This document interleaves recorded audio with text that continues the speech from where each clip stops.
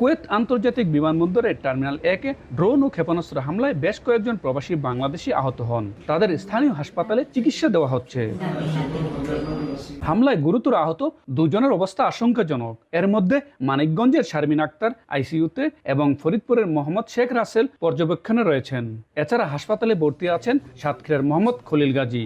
অন্যদিকে পটুয়াখালীর শিরিন আক্তার ও ধামরাইয়ের মোহাম্মদ শফিকুলকে প্রাথমিক চিকিৎসা শেষে ছেড়ে দেওয়া হয়েছে। আহতদের পারওয়ানিয়া এবং শেখ জাবের আল আহমদ আল সাবা হাসপাতালে চিকিৎসা দেওয়া হচ্ছে।